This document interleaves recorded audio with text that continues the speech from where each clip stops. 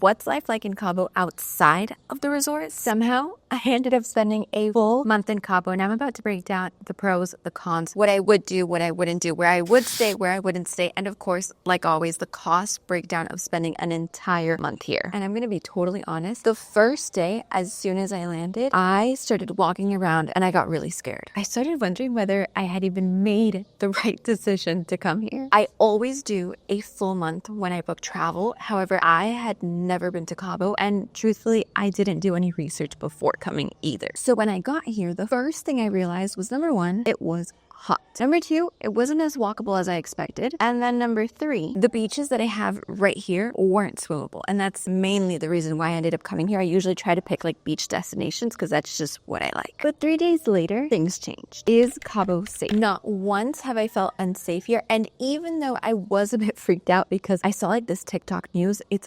nothing like what they made it seem. And just like most surf towns, specifically in Mexico, it's quiet, it's peaceful, it's like that island vibe. Oh wait, but first let me explain a little bit more about the location. So there's Los Cabos, right? It's like this whole area. And then on this side is the famous part that I feel like everybody thinks of when they think of Cabo. So like that spring break resort vibe, that part is actually called Cabo San Juan. But then on this side, about a 20-minute drive, we have San Jose del Cabo. And this over here is a completely different vibe. This right here is where I'm staying. But both of these together, this whole region is what's called Los Cabos. And to be totally honest, this part over here, I did not like. And even if you're coming to a resort, like just a weekend stay, I wouldn't pick the resorts over here. I would pick the ones more in the middle.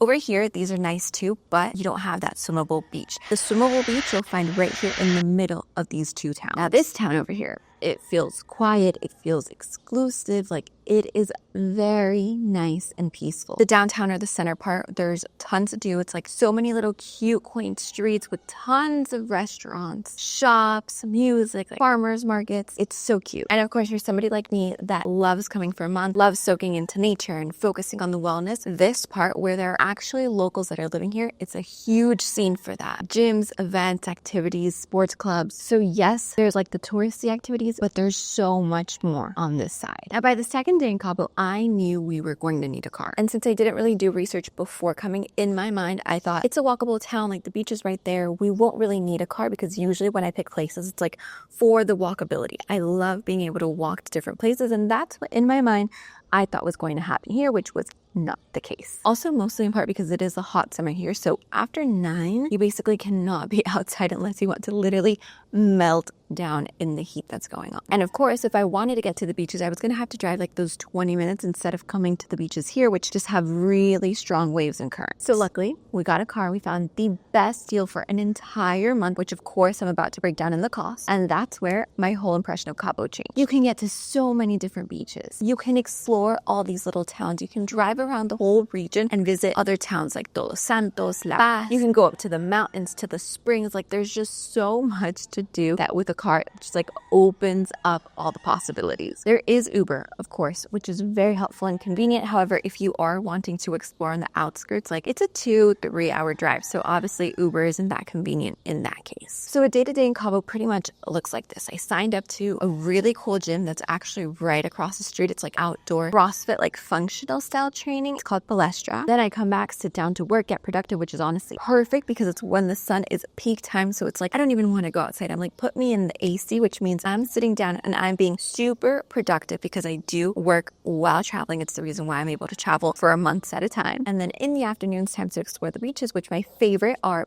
Palmilla, Playa El Chileno, and Santa Maria. I also joined this kind of like sports club that's right down the street, which I think is super cool. They have Pilates, pickleball, paddle, tennis, swimming, and there's also like a gym upstairs. So I've been just like doing all the sports here. So at night, you can usually find me doing one of those. And then obviously on the weekends, road trips to the towns that I mentioned, Todos Santos, or on the other side, La Paz, which is super famous for these insane beaches. So what I thought was a huge mistake, so much so that I even contemplated on the second day just like leaving and going back to Mexico City, which I know, like I know my spots, I know it's comfortable, ended up being such a cool place. So much so that I'm adding it to my list of better places to live and work from because honestly, after the car and after getting things sorted, it's been so comfortable and cozy. If I could, I would extend. The only downside that I've experienced honestly is like the heat. Obviously, it's summer, which is low season here because it is so hot. Their high season is usually in January, whale season, which is definitely on my bucket list to come back and explore. So if you're not super good with like the hot heat, then I would recommend coming more in those seasons. Now for the moment, we've all been waiting for the cost breakdown, myself included, because this is the time of the month where I actually sit down and see everything broken down like category by category. So drum roll, how much does it cost to spend a full month in Cabo? In activities, $159 with 87 cents. Beauty, $13.15. Car rental, $384 and 45 cents. Dining, $346 and 71 cents. Flights, $379, 86 cents. This is one way from Miami. Gas, $44.24. Groceries, $657 and 55 cents. Gym, $340, 48 cents. Home is just home things like my Aura ring, like subscriptions that I have like from back home, necessarily like location dependent. Lodging, so the place where we actually stayed, which I'm going to do a full tour of, $939.28 for the entire